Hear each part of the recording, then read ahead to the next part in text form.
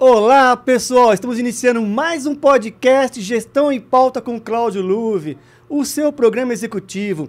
O programa está indo ao ar todas as quartas-feiras, às 15 horas, horário Brasil.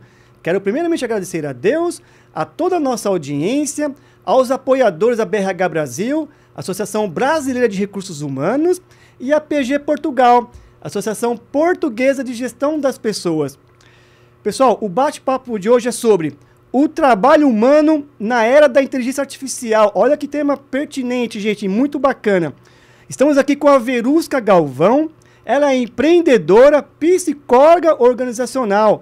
Verusca, seja bem-vinda. É um prazer ter sua participação aqui no programa. Muito obrigada, Cláudio. Estou muito feliz com esse convite, ainda mais para falar de um assunto tão atual como esse, né? É muito atual e, assim, como eu acabei de falar, muito pertinente, né? Assim, necessário falar, né, Verusca? Assim, fala um pouco mais sobre você, sua carreira. Falo sim. Bom, eu sou psicóloga organizacional, né? Desde o início eu decidi que eu atuaria nessa área, né? Dentro das organizações. O que uma psicóloga organizacional faz, né? A gente cuida das pessoas no ambiente de trabalho, né? Cuida no sentido de desenvolver essas pessoas, que foi justamente o que eu escolhi fazer. Trabalhei em grandes multinacionais desde o início da minha carreira, né? Então já somo aí 20 anos, né, de profissão. Fui executiva de RH, né, em algumas dessas empresas e decidi empreender de 2014 para cá, né? Então, eu sou empreendedora hoje, eu tenho os meus próprios negócios e todos eles são voltados para a educação de pessoas no ambiente corporativo, né? Meus temas principais de atuação são cultura organizacional, segurança psicológica e alta liderança. E, na verdade, eu faço isso, é muito mais do que um trabalho para mim, é meu propósito de vida. Isso é muito bom quando a gente tem como propósito de vida, né? E assim, eu observo aqui as suas postagens, os seus trabalhos, a gente percebe esse carinho, esse amor que você tem, né? Por essa questão de você transmitir conhecimento, ensinamento, né? Sim. Propor soluções, não é isso? Sim, eu sou professora, eu sou uma educadora, né? Eu sou uma professora antes de qualquer coisa. Eu me lembro que as minhas brincadeiras de criança eram ensinar as minhas coleguinhas, sabe? Era dar aula. E eu sou professora também há mais de 20 anos, né? Então, eu comecei a dar aula muito cedo, assim, em faculdade, depois em cursos de pós-graduação, MBA. Hoje eu vou mais como professora convidada, né? Mas já fui, todos os dias dar aula, sabe, em instituições de educação, mas a minha grande paixão é educar mesmo. Poxa, bacana, viu? E assim, Verusca, novamente, gratidão pela sua participação aqui. Conseguimos aí a sua agenda, que é super corrida, né, Verusca? Um pouquinho. Gratidão por você ter aceito o convite aí, tá certo? Eu que agradeço. Verusca, como que a inteligência artificial está impactando o mercado de trabalho? Nossa. Bom, primeiro que tem um impacto muito positivo no meu ponto de vista, né? Porque a gente tem ferramentas, né, que a gente não teria antes, ferramentas de trabalho que nós não teríamos antes se não fosse a inteligência artificial, né? Então, eu enxergo que existe um grande ganho para nossa eficiência, né, para nossa gestão de tempo também, para nossa produtividade, desde que a gente saiba utilizar isso, né? O que talvez a gente ainda não consiga entender, e o que eu percebo na maioria, né, dos profissionais, existe um medo muito grande de que o trabalho humano seja substituído pela inteligência artificial, pelo trabalho dos robôs, né, enfim, de tudo que está relacionado à inteligência artificial.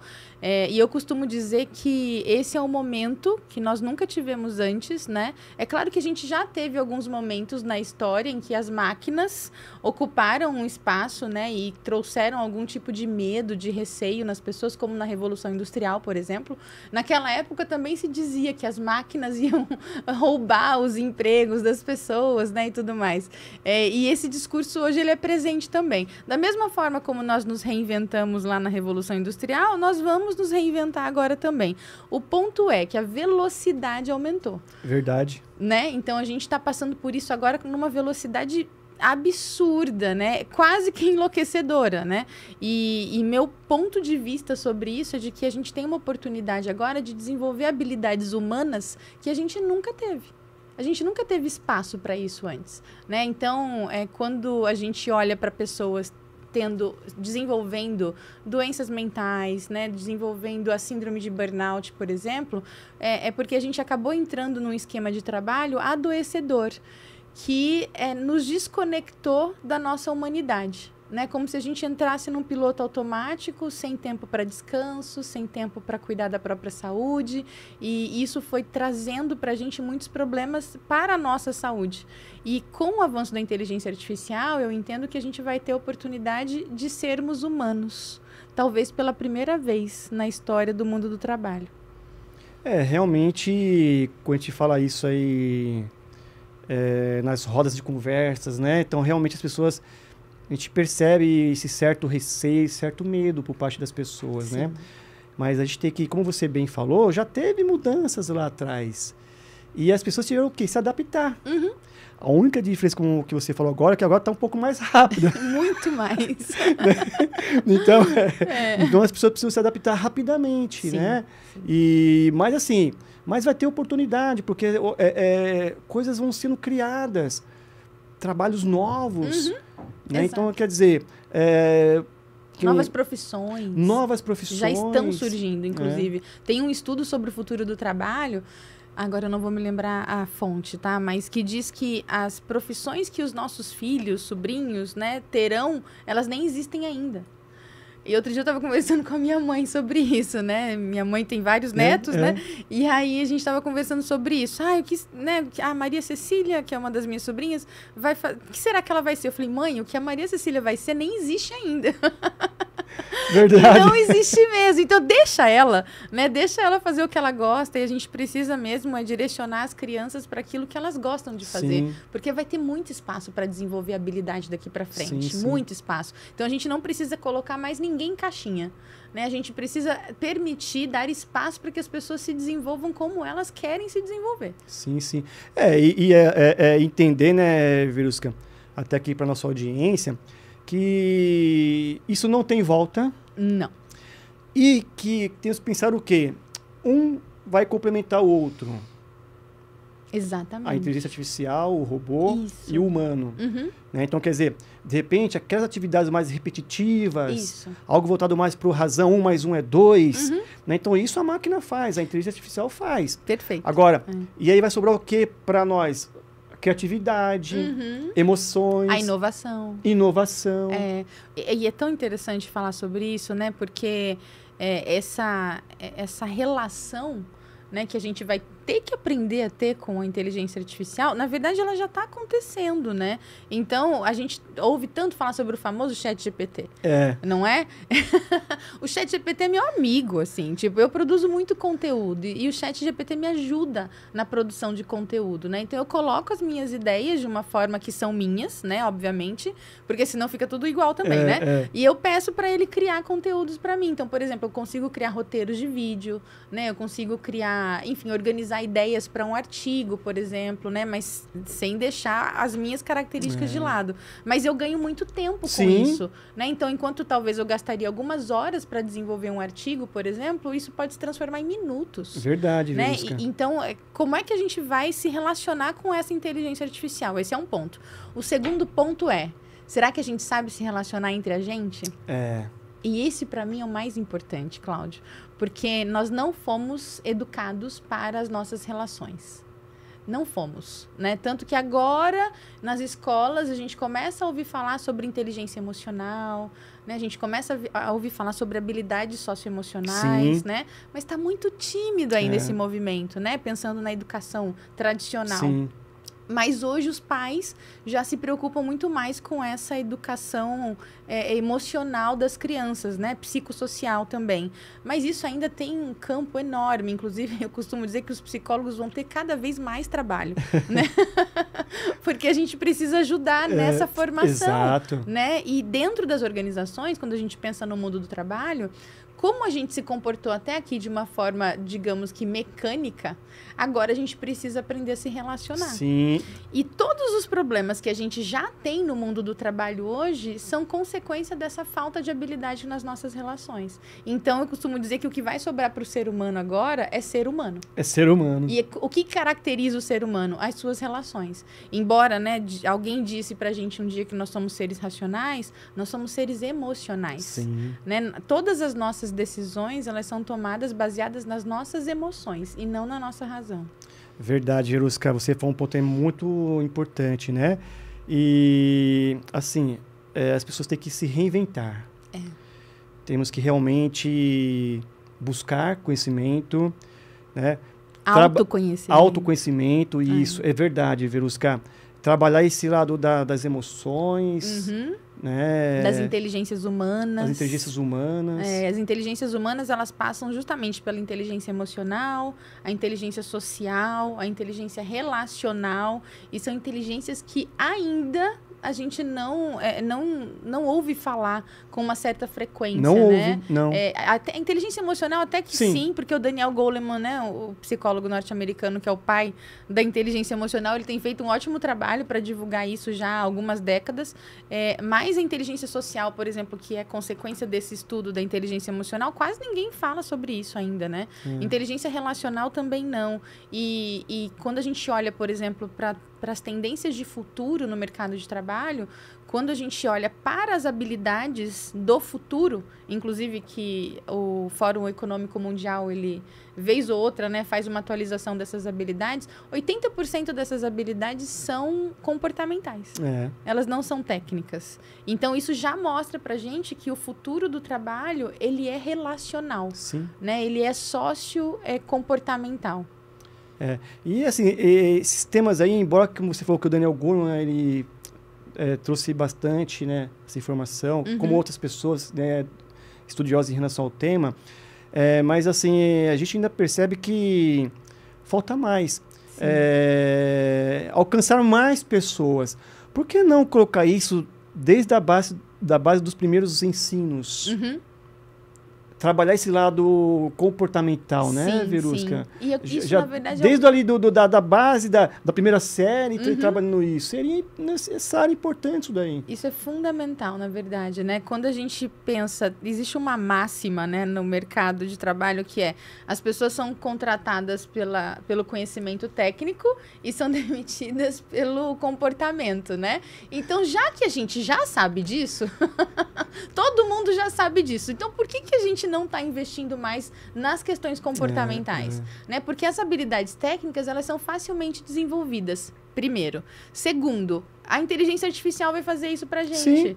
Né? Então, aquelas habilidades que a gente realmente precisa desenvolver e desencanar dessa história de que a inteligência artificial vai roubar os nossos trabalhos, sabe? Na verdade, não. A gente vai ter uma oportunidade agora de se desenvolver como ser humano mesmo e de elevar as nossas capacidades para um outro lugar. Exato. Que a gente ainda não chegou. Exatamente, Verusca. Assim, a gente abordou um pouco agora da questão do ser humano com a inteligência artificial, né? Mas como que as organizações devem se adaptar a essas mudanças proporcionadas pela inteligência artificial? Esse é um ótimo ponto. Acho que a primeira coisa é trabalhar a questão da segurança, né? E da segurança no sentido de o quanto as pessoas estão se sentindo seguras em relação ao avanço da tecnologia. Por que eu estou dizendo isso, né? As organizações, as empresas estão realmente investindo pesado em inteligência artificial, né? Então, só que isso não vai ser diferencial competitivo para ninguém. Por quê? Porque todo mundo vai ter.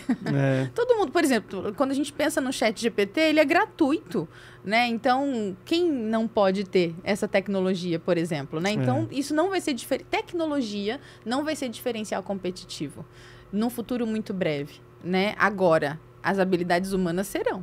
Né? O quanto a gente vai desenvolver essas pessoas, sim. Mas, se as organizações passarem a colocar muita atenção na tecnologia e menos atenção nas pessoas, porque eu já estou vendo isso acontecer, inclusive isso já está acontecendo, as pessoas elas passam a se sentir inseguras. Né? Elas passam a sentir medo mesmo, né? Será que com o avanço tecnológico eu tenho um lugar aqui ainda? Então, a gente precisa começar a olhar para esse aspecto social. Existe uma tese, né, uma teoria de que num futuro próximo, né, 2030, 2050, a gente vai ter a useless class. Useless class, a gente pode traduzir ao pé da letra como a classe sem utilidade, a classe inútil. Como se a gente fosse ter uma classe de pessoas inúteis. Ou seja, sem serventia. Eu fico triste só de falar, de pensar nessa hipótese. E as empresas, elas têm, sim, uma responsabilidade social muito grande, né? Que para quem ainda não assumiu essa responsabilidade, precisa assumir logo. Porque a gente pode ter, sim, grandes problemas sociais por causa dessa história do avanço tecnológico, ou de olhar demais para o avanço tecnológico e de menos para as pessoas. As duas coisas precisam caminhar em paralelo. Então, sim, a tecnologia vai continuar avançando, mas eu tenho aqui um ponto, né, que eu não acho que a gente precisa se adaptar, né? Eu acho que a gente precisa se desenvolver como ser humano e não se adaptar para correr atrás da tecnologia. A gente nunca vai conseguir alcançar. Né?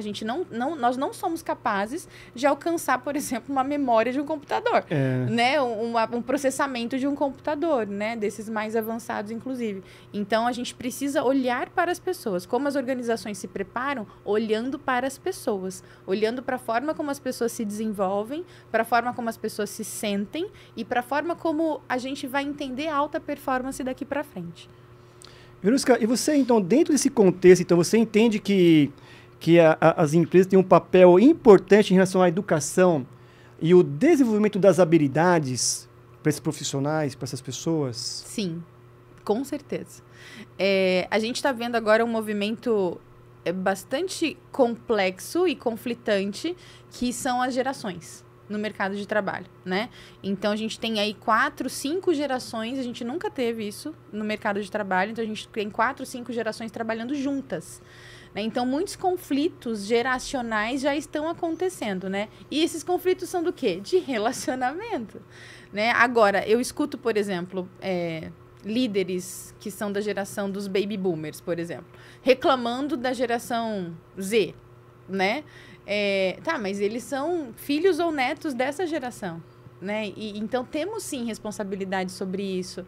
Se essas crianças, adolescentes, jovens, né, estão entrando no mercado de trabalho e se existem queixas a respeito do comportamento dessas pessoas, é porque esses mais velhos educaram esses mais jovens, sabe? Dessa forma. E nós, enquanto sociedade, criamos essas pessoas dessa forma, por algum motivo.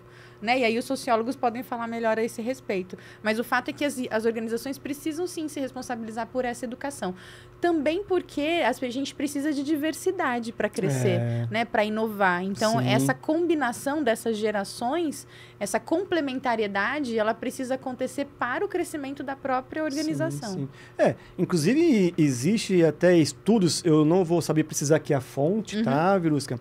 Mas existem estudos aí que é comprovado que quando uma empresa investe aí na diversidade, até nessa questão geracional, os lucros aumentam. Porque as pessoas, elas se sentem pertencentes, valorizadas, e com isso vai refletir na onde? Lá no atendimento ao cliente, por exemplo. E quando isso reflete no cliente, isso acaba aumentando as vendas e aumentando o lucro. Isso mesmo. Então, quer dizer, as empresas têm que se preocupar com isso sim, né? Com esse desenvolvimento, né, Verusca? Sim. Eu gosto muito de dizer que a qualidade das nossas relações determina a qualidade dos nossos resultados, né? Então, existe um estudo da Faculdade de Medicina de Harvard sobre a felicidade. Esse estudo já tem mais de 70 anos, né? Então já vários pesquisadores já estiveram à frente desse estudo. Tem inclusive um livro chamado O Jeito Harvard de Ser Feliz, que fala sobre esse estudo. E qual é a principal conclusão desse estudo? Que nós somos felizes por causa da qualidade dos nossos vínculos. Nós somos mais saudáveis por causa da qualidade dos nossos vínculos. Hoje, o ambiente de trabalho tem sido um dos mais adoecedores, né? Um dos ambientes mais adoecedores que a gente tem. E por que será? Né? Por que será? Porque nós não estamos investindo na qualidade dessas relações. Verusca, mas aí alguém pode pensar, né? Mas agora a gente vai ter que falar de relacionamento, discutir relacionamento. Sim, porque a gente se relaciona o tempo inteiro. Exato. Né? Nós somos seres sociais. O que isso significa? Nós necessitamos das nossas relações. E se a gente ignorar esse fato, a gente nem sobrevive, né? Se a gente começar a ignorar isso. E se a gente for voltar lá na pré-história, já começou o relacionamento ali, né? Sim, o tempo inteiro. Porque eles entendiam que para caçar tinha que ser com pessoas. Né? Até para se defender, né, Verusca? Então, quer dizer, começou lá atrás. Exato. E tem aquele filme Náufrago, sabe? Com o Tom Hanks. Sim. Eu gosto muito de citar esse filme porque o Tom Hanks, eu nunca lembro o nome do personagem, tá? Mas é o personagem que o Tom Hanks fez. E o Tom Hanks, ele sofre um acidente, né, de avião e fica perdido numa ilha. E aí eu sempre trago essa reflexão, né? O que ele precisou fazer para ele sobreviver? Não é? Ele criou um personagem, que foi o Wilson. É verdade. O Wilson. Então, ele pegou aquela bola, né, de vôlei, se eu não me engano, era uma bola de vôlei, e ele desenhou lá o rosto, né, como se fosse de uma pessoa. E com o tempo, o Wilson foi mudando também, ele foi mudando, né, as características do Wilson. Mas por que ele fez aquilo? Para ele se relacionar com alguém. Por quê? Porque para ele sobreviver, para nós sobrevivermos, nós necessitamos das nossas relações. É uma questão de sobrevivência. Sim. Né? Sem as nossas relações, nós não sobrevivemos. Então, talvez a gente não tenha olhado para isso com a importância que isso tem, só que a partir de agora, com o avanço da inteligência artificial, a gente vai ter que olhar. Temos que se unir mais. Sim. Né? Porque colaborar mais. Exatamente, colaborar mais. Né? Eu sempre falo que hoje temos que juntar forças, colaborar, sem quantribuir. Né? Né? Sem dúvida. Colaborar significa trabalhar com, né? Então, em todas as empresas a gente tem equipes que precisam de altos níveis de colaboração. Algumas mais, outras menos, né? Quando a gente olha para a estrutura organizacional, os times de liderança são os que mais precisam ser colaborativos. E é onde a gente menos enxerga colaboração, infelizmente. E quem que dá o tom do comportamento na empresa? São os líderes. Né? Então, se os líderes eles não colaboram, se eles não percebem que eles são, por exemplo, parte de um time que precisa colaborar para que a empresa possa crescer, possa inovar, possa sair de crises, né? Possa ter melhores estratégias, como que as outras pessoas se comportam também? Né? Então, a liderança ela acaba sendo um grande reflexo. Na verdade, os times são um grande reflexo do comportamento da liderança. Sim. E a colaboração precisa começar de cima. De cima, né, Verusca? É verdade. Então, quer dizer, começa de cima porque reflete lá embaixo. Sim. Vai cascateando, né? Essa imagem que a liderança ela cria, né? Ela vai ser cascateada, querendo ou não. Sim. Né? Agora, é melhor que a gente tenha consciência de que tipo de comportamento a gente quer que essa alta liderança tenha, para que as outras equipes possam se comportar dessa forma também, né? Verdade, Verusca. Verusca, o papo tá bom, mas eu preciso pedir aqui um intervalo, viu? Pessoal, vamos aqui a um breve intervalo, mas fique aí com a gente, é rapidinho. Este é um chamado para nos unirmos contra o ódio espalhado pelas fake news, informações falsas que podem destruir a democracia e, mais do que isso, destruir famílias, reputações, vidas. E se a vítima fosse um amigo, sua filha? E se fosse você? Acesse gov.br/Brasil contra Fake. É hora de frear o ódio, parar de repassar informações falsas, checar cada fato e sua fonte. Porque quem espalha fake news, espalha destruição. Brasil, União e Reconstrução. Governo Federal. Você sabe qual é o animal mais perigoso do mundo?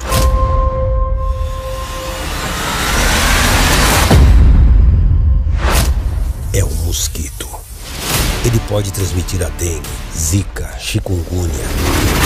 Para acabar com o perigo, elimine a água parada de pneus, garrafas, lixeiras e pratos de vasos. Não crie seu maior inimigo no quintal. Meu marido vive com seu coração batendo em um novo peito. A minha mãe vive com seus olhos brilhando em uma outra pessoa. O nosso filho vive levando alegria para uma nova família. Amor para superar, amor para recomeçar. Quando você autoriza a doação de órgãos e tecidos, respeitando a decisão de um ente querido, faz com que a vida continue. Doe órgãos. Converse com sua família. Ministério da Saúde. Esse é o Rodrigo. Hoje ele voltou cedo.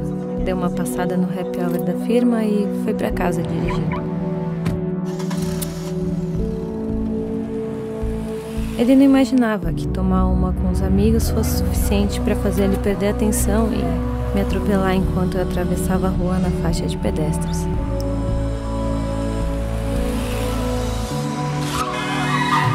Porque ele bebeu e dirigiu, eu não vou terminar a faculdade, eu não vou conhecer o João e nem vou ter a chance de ser mãe.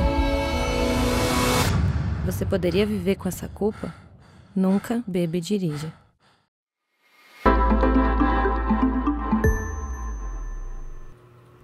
Olá, pessoas, estamos de volta. Falei que era rapidinho, pessoal. Hoje nosso tema é sobre o trabalho humano na era da inteligência artificial. Estamos aqui com a Verusca Galvão, ela é empreendedora, psicóloga organizacional. Gente, o papo aqui tá incrível, viu? Verusca, diante desse contexto todo que a gente vem falando aí sobre a inteligência artificial, sobre o lado do ser, né, do ser humano, né? Mas até que ponto uma cultura organizacional pode influenciar na implantação da inteligência artificial nos processos do dia a dia? Ótima pergunta. Cultura organizacional é como as coisas acontecem dentro da empresa, né? Então, a gente vai ter ali, dentro de qualquer organização, a gente precisa ter um triângulo, que é a estratégia, a estrutura e a cultura. A estratégia, que é o direcionamento do negócio, né? Para onde esse negócio vai, ou seja, quais são as estratégias que a gente vai adotar agora para implantar a inteligência artificial. A estrutura, quais são as políticas, quais são as diretrizes, até mesmo a estrutura física, né? A gente precisa disso. E o que sustenta esses dois pilares? A cultura. Por quê? Porque a partir do momento que eu tenho as estratégias definidas e a estrutura adequada, como é que as coisas serão feitas a partir de então? O que isso significa? Como as pessoas vão trabalhar com a inteligência artificial. Né? E será que esse trabalho está sendo feito? Eu não estou vendo isso acontecer, né? Então, na maioria das empresas, na maioria esmagadora, inclusive, existe sim um investimento na inteligência artificial, na tecnologia, mas não existe, na mesma proporção, um cuidado, né, de como as pessoas vão lidar com esse novo dia a dia, com essa nova rotina. O que vai ocasionar? Qual o prejuízo que isso pode trazer? Uma insegurança psicológica gigantesca. E o que é a insegurança psicológica, né? É o medo, né? É o medo. A insegurança é o medo, né? O medo de quê? Medo de sofrer alguma perda, medo de sofrer algum tipo de retaliação por conta dessas mudanças que estão acontecendo, né? E será que as pessoas estão tendo espaço para falar sobre esse medo? Né? Será que as pessoas estão tendo espaço para fazer as perguntas que são necessárias, né, para essa nova mudança de cultura? Porque uma coisa é fato, a cultura do trabalho no mundo inteiro está mudando. Né? Então, verdade, Verusca. A cultura de trabalho está mudando. Fato. Isso é um fato. Agora, como é que as nossas organizações elas estão se preparando para adaptar essa nova cultura de trabalho? Porque eu nem estou falando de cultura organizacional, eu estou falando da cultura de trabalho no mundo inteiro, né? E aí, como é que as empresas no micro, isso é macro, como é que no micro as empresas vão se organizar para cuidar das pessoas em relação a todo esse avanço tecnológico, né? Sem trazer prejuízos emocionais, sem trazer prejuízos sociais, sem trazer prejuízos mentais. Por quê? Muitas pessoas vão começar a querer correr, né? Porque não vão ter esse entendimento dessa conversa que a gente está tendo aqui. A gente precisa educar essas pessoas. E a cultura organizacional, ela tem esse papel de educação, né? De educação do quê? Dos comportamentos, das relações. E isso então remete também um pouco em relação à questão da segurança psicológica? Sim, exatamente isso, né? Porque se a gente cria um ambiente de insegurança, significa que eu não tenho segurança psicológica. Né? O que é segurança psicológica? É a crença compartilhada pelos membros de uma equipe, né? Pelas pessoas que trabalham juntas, de que aquele ambiente é um ambiente seguro para eu trazer as minhas opiniões, para eu trazer o que eu penso, para eu falar o que eu sinto, para eu ser quem eu sou. E quando a gente não olha para as pessoas na mesma proporção que a gente está olhando para a tecnologia, essas pessoas vão ficar cada vez mais acuadas, né? E com medo e inseguras psicologicamente. E aí tem um efeito isso, né? O que a insegurança psicológica causa no nosso cérebro? Nós temos recursos cognitivos, todos nós, seres humanos, né? Temos a nossa inteligência, os nossos recursos cognitivos. Mas quando nós sentimos medo, esses recursos cognitivos, eles são utilizados para a nossa defesa. É como se a gente utilizasse toda a nossa inteligência para ficar pronto para a guerra, sabe assim? Né? Para a gente se proteger do pior, né? Daquilo que está por vir, que eu imagino que está por vir. Então, se a gente não cria um ambiente seguro para essas pessoas, para elas terem realmente a segurança de que está tudo bem, né? De que mesmo com esse avanço tecnológico, né? Elas têm o trabalho delas, né? Elas vão poder desenvolver melhor, ainda mais e melhor o trabalho que elas já fazem, usando a tecnologia a favor do trabalho que elas já executam. Sim. E com uma liderança preparada para fazer isso acontecer, a gente não vai ter nenhum problema. Mas se essa comunicação não for bem feita, se o preparo dessas lideranças não for bem feito, a gente vai ter uma cultura organizacional do medo, né? A gente vai ter empresas com pessoas com medo, e pessoas com medo não dão resultado. Verdade. E, inclusive, né, Verusca, um dos seus trabalhos é isso, né? Uhum. É trabalhar essa questão aí da cultura. Sim. E da segurança psicológica, né? Exato, exatamente. A cultura é como as coisas acontecem dentro da empresa, né? E a segurança psicológica, eu costumo dizer que é o veículo que leva as pessoas à alta performance. Então, eu tenho as diretrizes, eu tenho lá o código de cultura, que todo mundo fica sabendo como é que as coisas devem acontecer ali, ou seja, quais são os valores que direcionam os nossos comportamentos, que direcionam os nossos resultados. Isso é cultura, de uma forma bem breve e resumida, né? E que tipo de ambiente a gente deve criar para que esses resultados aconteçam? O melhor ambiente que a gente já sabe, de acordo com os estudos da maravilhosa doutora Amy Edmondson, né, que é essa pesquisadora de Harvard incrível, gênia, o que ela mostrou para a gente, o que ela está mostrando para o mundo do trabalho, que pessoas que estão em ambientes seguros, psicologicamente seguros, são pessoas mais produtivas. Times que são psicologicamente seguros são times que alcançam a alta performance. E o Google, por exemplo, provou isso pra gente recentemente no projeto Aristóteles, né, de 2012 a 2015, que o Google quis entender por que alguns times tinham melhores resultados do que outros. Porque a cultura do Google é muito forte, né? Todo mundo conhece a cultura Google, inclusive, né? As pessoas querem trabalhar no Google por causa da cultura. Só que mesmo assim, tendo essa cultura tão forte, o Google percebeu que alguns times não tinham tantos resultados assim. O que estava faltando, né? Porque na maioria das empresas, a cultura ela é olhada de uma forma muito macro e ela não é olhada nas camadas. Então, essa cultura ela precisa ser observada nas camadas organizacionais. Então, a gente precisa olhar toda a organização, sim, com certeza. A gente precisa olhar o indivíduo, com certeza. E a gente precisa olhar para os times. E era justamente ali, nos times, que o Google percebeu que a alta performance não estava acontecendo.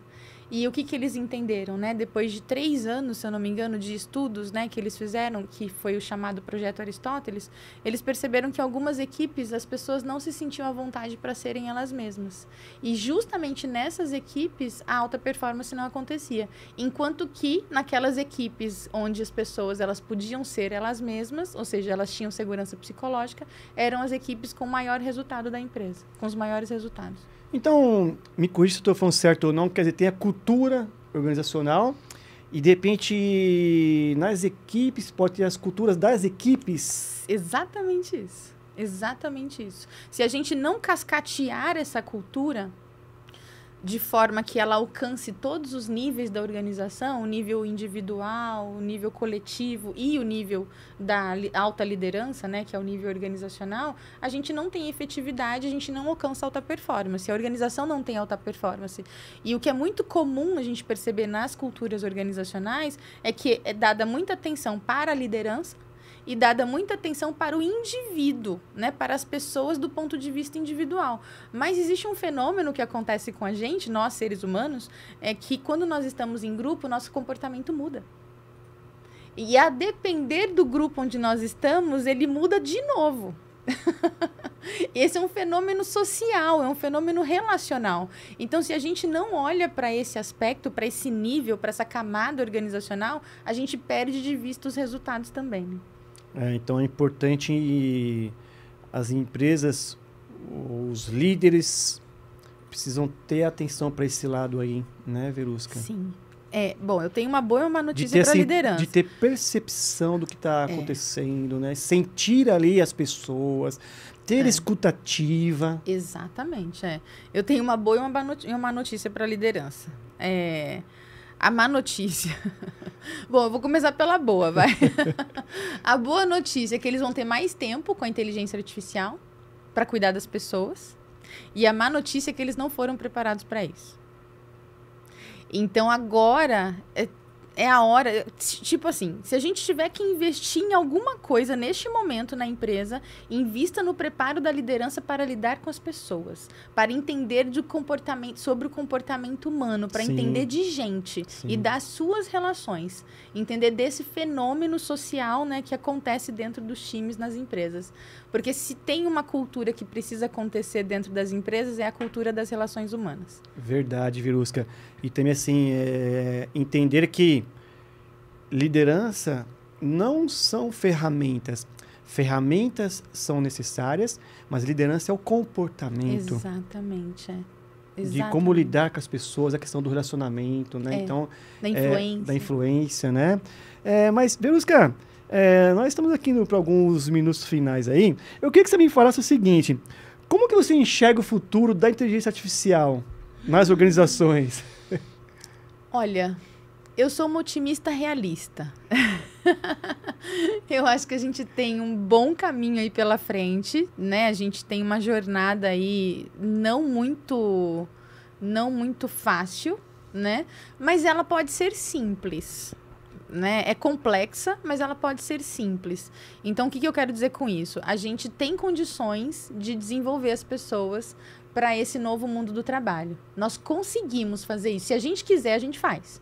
Né? Então, se as altas lideranças das organizações entenderem que este é o caminho, e de fato é, né? Se a gente olha, por exemplo, para as grandes empresas de muito sucesso no mundo inteiro, inclusive que são referências, né, no cuidado com as pessoas, elas já estão fazendo isso há muito tempo. Né? Elas já estão cuidando das relações, elas já estão cuidando dos times, elas já estão cuidando, né, dessa liderança voltada para as pessoas há algum tempo. Né? O Steve Jobs mesmo, ele falava, né, que o modelo de negócios dele são os Beatles. Olha só que interessante, né? Ele falava isso porque ele dizia que os Beatles, eles conseguiam se complementar como um time mesmo, né? E eles conseguiam cuidar das tendências individuais em prol do coletivo. E o Steve Jobs foi um gênio, né? Embora eu sei que tem muita gente que tem algumas críticas em relação a ele, mas ele foi genial, né? O legado que ele deixou é inegável. E qual era o pressuposto dele? Era justamente o trabalho das equipes. Era aí que ele colocava a atenção dele. E outra coisa que ele dizia também é que seria uma estupidez da parte dele contratar alguém e dizer para aquela pessoa o que ela teria que fazer. Se ele contratou alguém para aquela posição, é aquela pessoa que tem que dizer o que vai ser feito. Né? Então, a gente precisa ressignificar o papel da liderança e sim, isso é possível. Vai dar trabalho? Vai. Mas é possível de ser feito e a gente já pode começar. Nossa, é fantástico isso daí, né, Verusca? Poxa, vê se assim, uma pena assim, né, que nós estamos terminando aqui o programa, né? Eu também acho. Mas assim, eu quero agradecer por você ter vindo aqui, né, para esse bate-papo maravilhoso. Obrigada. Eu tenho certeza que você contribuiu muito para a nossa audiência aí. Que né? bom. Então, a minha gratidão. Deixa as suas considerações finais, as suas redes sociais. Deixo. Bom, primeiro eu quero agradecer, né, a todo mundo, de verdade, né, por essa escuta. Espero realmente poder contribuir. Obrigada, Cláudia, por esse espaço. Muito obrigada. E, bom, eu estou em todas as redes sociais como Verusca Galvão. Então, no YouTube, no LinkedIn, no Instagram. Até no TikTok eu estou colocando vídeo agora. Tá certo. E os meus conteúdos são justamente sobre tudo isso que a gente conversou aqui, né? Então, eu tenho lá uma programação, né, de conteúdos. E quem, obviamente, quiser conversar comigo, fica super à vontade. Sou eu que respondo os meus directs também. Então, eu gosto muito de conversar com a minha audiência. Não é a inteligência artificial, é você mesmo que responde. É o ser humano ali. Sou eu, uma ser humaninha respondendo as mensagens, sim. Eu tenho uma equipe que me ajuda, obviamente, né? Sim. Mas quem responde sou eu. Legal. Eu sou suspeito de falar que eu sigo você, né? E eu já comentei aqui. Que honra. E você tem trabalhos incríveis lá. Então, Obrigada. assim, realmente eu recomendo que a audiência siga aí a Verusca. Obrigada. Né? Novamente, minha gratidão, viu, Verusca? Nossa, eu que agradeço. Muito obrigada e que eu espero que esse conteúdo possa reverberar aí, principalmente pelas lideranças das organizações. Com certeza, com certeza. Pessoal, me sigam nas redes sociais. Eu estou no LinkedIn como Cláudio Luve e no Instagram como Cláudio Luve 16. Pessoal, eu aguardo vocês na próxima quarta-feira, às 15 horas, horário Brasil.